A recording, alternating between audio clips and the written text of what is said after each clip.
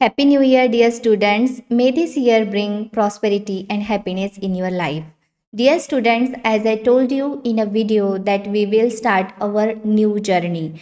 It means that today we are going to start grammar series. मी तुम्हाला सांगितल्याप्रमाणे आपण आज ग्रामर सिरीज चालू करतोय आणि सगळ्यात बेसिक टॉपिक जो आहे तो म्हणजे पार्ट्स ऑफ स्पीच. आपण हे इन डिटेल शिकणार आहोत. कारण बघा, आपण जर ग्रामरचा विचार केला तर आपल्याला ग्रामरचा विचार करून इन डिटेल ग्रामर शिकावं लागतं. म्हणजे नाऊन हा टॉपिक जरी मी तुमच्यासाठी घेऊन आली असली तरी सुद्धा त्याचे पार्ट्स काय आहे, टाईप्स काय आहे, ह्या सर्व गोष्टी आपल्याला समजून घेणं गरजेचं आहे. इट डझंट मीन दॅट तुम्ही स्पोकनचा अभ्यास करत आहे तर हे तुम्हाला कामी नाही आहे किंवा तुम्हाला याचा अभ्यास करायचा नाही आहे.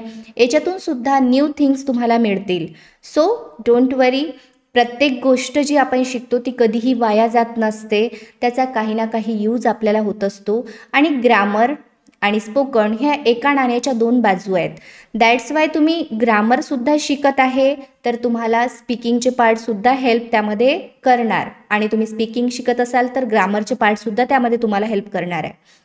सो आपण स्टार्ट करूया आजचा video. So what is in today's video? Parts of speech, शब्दांच्या जाती. This is a very basic topic of grammar. हा आपला फाउंडेशन आहे ग्रामरचा. आपण असं म्हणायला अडचण नाही की हे सगळ्यात बेस आहे. तर बेस आपल्याला मजबूत करणं खूप गरजेचं असतं.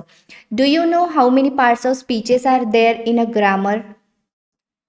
There are 8 parts of speeches. आणि आपण आज फर्स्ट पार्ट्स ऑफ स्पीच चालू करतोय इन डिटेल, ते म्हणजे नाऊन. तुम्ही स्क्रीनवरती बघू शकता noun. Noun means what? Noun means नाम. नाऊन म्हणजे काय होतं तर नाव. याची डेफिनेशन काय आहे आपण समजून घेऊ आणि स्टेप बाय स्टेप आपण प्रत्येक टॉपिकचा इन डिटेल अभ्यास करू. बघा, a noun is a word which is used as the name of a person, thing, animal or place is called a noun. Noun कशाला म्हणतो आपण? बघा, आपण एखाद्या व्यक्तीला, प्राण्याला, वस्तूला, ठिकाणाला किंवा पदार्थाला आपण ज्या नावानं ओळखतो त्याला आपण नाऊन असं म्हणतो. In a simple way let me tell you की आपण बघा नाऊन कशाला म्हणतो. या जगामध्ये प्रत्येक गोष्टीला आपण नाव दिलेलं आहे. काही गोष्टी आपण पाहू शकतो, काही गोष्टी आपण पाहू पण शकत नाही. मात्र आपण प्रत्येक गोष्टीला we have given a name. आपण प्रत्येक गोष्टीला नाव दिलंय, त्यालाच आपण नाऊन असं म्हणतो. जसं हवा, एअर आपण पाहिली का? नाही. आपण भूत पाहिलं का? नाही. आपण प्रेम, करुणा, वात्सल्य पाहिलं का? डोळ्यानं पाहिलं का? नाही. याचा अर्थ की आपल्याला अशी जगातली कुठलीही गोष्ट नाही ज्याला आपण नाव दिलेलं नाही आहे. म्हणजे जे दिसतं किंवा दिसतही नाही. सो त्यालाच आपण काय म्हणत असतो? नाऊन असं म्हणत असतो. फॉर एन एक्झाम्पल, जसं आपण म्हणूया, या ठिकाणी मी भरपूर एक्झाम्पल्स घेतले आहेत. सो बुक असेल, पुस्तक, गर्ल, मुंबई, हॅपीनेस, हे एक्झाम्पलसाठी मी घेतले. तर प्रत्येक गोष्टीला नाव जे दिलं आहे त्याला आपण काय म्हणत असतो? नाऊन असं म्हणतो. चला पुढे जाऊया आपण. Types of noun. आपल्याला याचा अभ्यास करणं तेवढंच गरजेचं आहे जेवढं गरजेचं आपल्याला, आपण याची डेफिनेशन, आयडेंटिटी बघितली त्याच पद्धतीने याचे टाईप्स बघणं सुद्धा गरजेचं आहे. So first one is common noun. Common noun means what? Common नाऊन्स means की कॉमन नाव जे आपण लोकांना असं कॉमनली ओळखतो, पर्टिक्युलर नाव न घेता. जसं मुलगा असेल, आता मी जर मुलगा म्हटलं तर तुमच्या हे लक्षात येत नाही की नेमकं टीचर कोणत्या मुलाविषयी बोलत आहे. मी जर म्हटलं ट्री म्हटलं तर तुम्हाला हे लक्षात येत नाही की नेमकं ट्री कुठली ट्री है ना, टीचर कुठल्या ट्रीबद्दल बोलत आहे. तर अशा प्रकारच्या नाऊन असतात दिलेले, त्यांना आपण कॉमन नाऊन असं म्हणतो. जसं एकाच गटातील वस्तूंना दिलेले सर्वसाधारण नाव. एक्झाम्पल या ठिकाणी घेतलंय मी. बॉय असेल, मुलगा, मात्र कुठला लक्षात येत नाही. गर्ल, मुलगी. बुक, कुठलं बुक लक्षात येत नाही. बर्ड, पक्षी, ॲनिमल. तर हे काय आहे? कॉमन नाऊन आहे. अशा प्रकारचे, जसं मी मोबाईल म्हटलं, मोबाईल जर म्हटलं तुम्हाला कुठला मोबाईल लक्षात येत नाही, दॅट इज कॉमन नाऊन. तर हे आहे कॉमन नाऊन. तुम्हाला कॉमन नाऊन लक्षात ठेवण्याची सगळ्यात सोपी गोष्ट म्हणजे की तुम्हाला त्या गोष्टीविषयी पर्टिक्युलर माहिती समजत नाही किंवा लक्षात येत नाही. नेक्स्ट आहे बघा, सेकंड नंबरला proper noun. Proper noun means particular नाव. आपण एखाद्या गोष्टीला दिलेलं विशिष्ट नाव.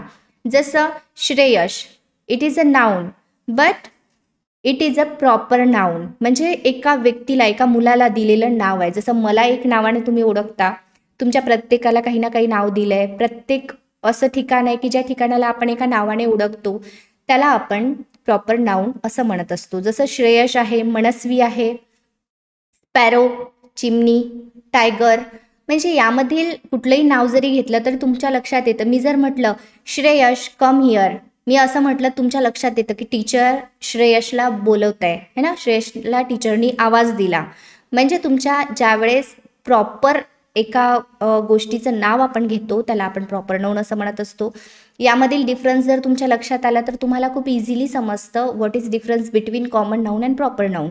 जसं तुम्हाला मी सांगितलं होतं, जर ट्री म्हटलं तर कॉमन, आणि मी जर म्हटलं mango tree, it is a proper noun. Okay, चला जाऊया समोर. तर आता नेक्स्ट आहे आपलं 3rd नंबरचं कलेक्टिव्ह नाउन. आता कलेक्टिव्ह नाउन म्हटलं की तुमच्या लक्षात येतं की collective noun means group. Group असतो, त्यामध्ये आपण समूहवाचक नाम असं त्याला मराठीमध्ये म्हणतो. जसं व्यक्तीच्या किंवा वस्तूंच्या समूहाला दर्शवतो. आपल्याला जर कलेक्टिव्ह नाउन ओळखायचं असेल तर एक समूह असतो गोष्टींचा. जसं इथे एक्झाम्पल घेतलंय मी, टीम असेल, एक टीम. क्लास असेल, क्लास एक ग्रुप असतो आहे ना. ऑडियन्स काय आहे, एक ग्रुप आहे किंवा खूप साऱ्या लोकांचा एक समूह आहे, त्याला आपण कलेक्टिव्ह नाउन असं म्हणतो. तुम्हाला सुद्धा अभ्यास केल्यानंतर Wien you will do study harder than you can understand very easily these all topics. Okay, so this is a first identity of collective noun. It means something in a group, काहीतरी ग्रुपमध्ये असेल, मग ते व्यक्ती असू शकते किंवा वस्तू असू शकते.